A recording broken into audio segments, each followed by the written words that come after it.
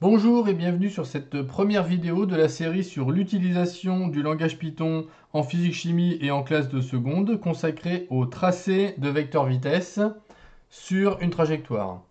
Alors l'objectif, on l'a dit, c'est de tracer des vecteurs vitesse sur une chronophotographie qu'on aura obtenue à partir d'un pointage des positions sur une vidéo et que l'on aura exporté au format CSV. Il faudra donc réaliser l'import du fichier CSV, tracer la trajectoire et enfin les vecteurs vitesse au point que l'on aura choisi.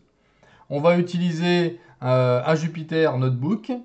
Alors ce Jupyter Notebook, il est disponible à la fois sur EduPython sur les ordinateurs des élèves, version 2.7 minimum, sur la distribution Anaconda que vous pouvez installer chez vous, et encore même en ligne. Alors en ligne, voici ce que l'on peut trouver si on le cherche. On peut aller cliquer là-haut pour télécharger le fichier à faire fonctionner. Une fois qu'on a cliqué et sélectionné comme d'habitude dans le répertoire, le dossier, le fichier intéressant, il va apparaître ici et ici. Hein.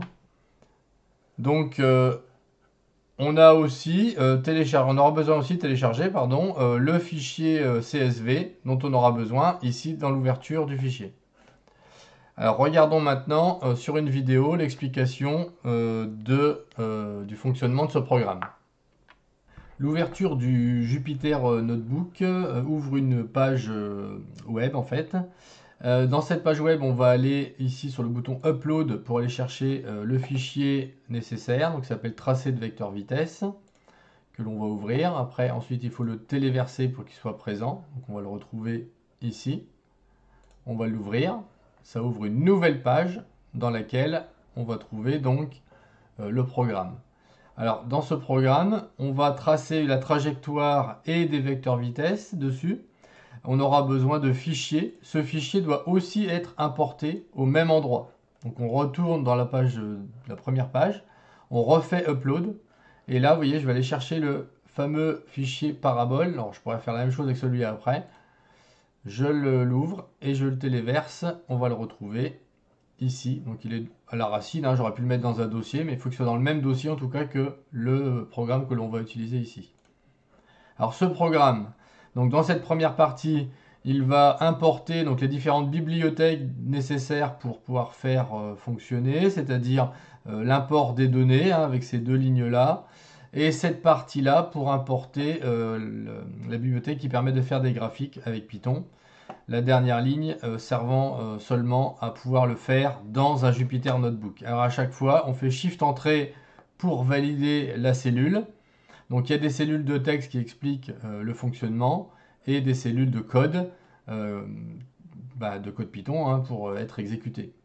Donc là, on a apporté la bibliothèque. Sur ces lignes-là, on définit le séparateur du fichier CSV. Donc ici, on a mis que c'était un point virgule. L'entête est au nombre de 1. Donc en fait, on pourrait l'ouvrir rapidement peut-être.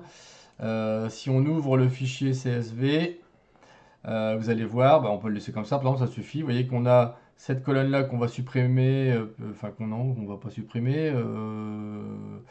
Si, on va la supprimer, puisqu'on n'a pas besoin du temps. On va récupérer la colonne de X et la colonne de Y, mais sans la première ligne, puisqu'on n'a pas besoin de lettres X et Y. Voilà, donc c'est ce que définit ça. Ici, on a bien mis une ligne d'entête, là. Là, c'est le code pour ouvrir le fichier. Là, le code pour séparer les données du fichier dans une variable qui s'appelle data. Là, on définit l'écart de temps entre chaque point. Donc, c'était 40 millisecondes sur notre vidéo qui nous a permis de faire le fichier. Donc, 0,04 secondes.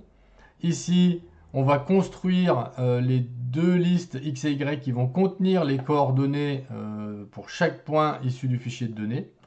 Donc là, on crée une liste vide et après, pour chaque ligne de data, on prend, en séparant avec le point virgule ici, les valeurs et on les ajoute à X et à Y. Donc vous voyez qu'on prend seulement 1 et 2, puisque 0 c'est le temps et qu'on n'en a pas besoin ici. Donc on remplit les lignes. Ensuite, on peut, avec un plot ici, x, y, donc ça va utiliser les deux listes x et y, aller mettre une petite croix au niveau de chaque point et tracer le graphique. Donc on voit ici la trajectoire, qui est donc effectivement une parabole.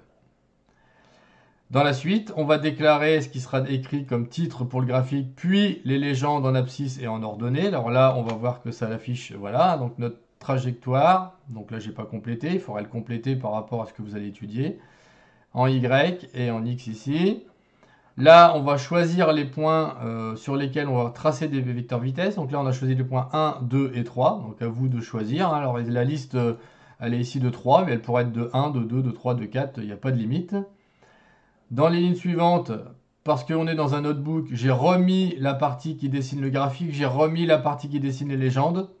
La partie qui nous intéresse ici, c'est la partie qui trace les vecteurs vitesse. Donc pour tous les points qu'on a mis dans la liste ici, on va tracer, on calcule la coordonnée Vx du vecteur vitesse, la coordonnée Vy du vecteur vitesse, et ici, cette commande, la quiver, va tracer au point de coordonnées x et y le vecteur de coordonnées Vx et Vy.